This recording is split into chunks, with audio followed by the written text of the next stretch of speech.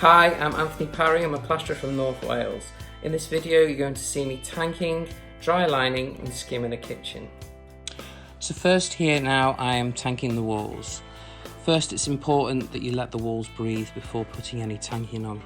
And just to make sure that you can get rid of any damp that's already in the wall. You don't want it getting trapped in there. Now I've moved on to boarding the ceiling. I use 6x3 sheets as it's easier and more manoeuvrable for me. I also use my stands to make the job a lot easier. So now I've moved on to dry lining the walls. I've left the tanking to dry for a few days before I've done any of this, so it's all nice and dry. As you can see, I've marked out on the wall where the boards are going. This is because I've cut out ready for all the plug sockets and stuff, and you don't want to be messing about with anything once that you've got the dry lining on.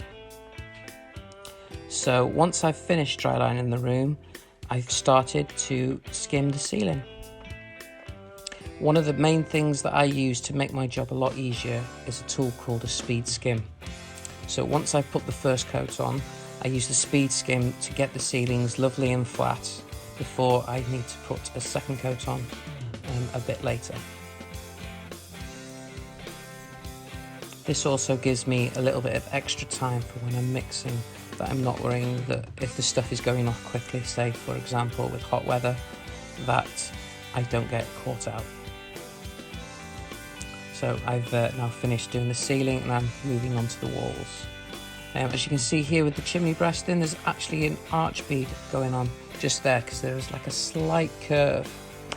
So as I said, once again, after I've done the first and the second coats, then I'll be giving it a few more trowels just to get it nice and smooth, to get rid of any imperfections. Again, I will be using my Speedskim to making sure that everything is getting nice and flat.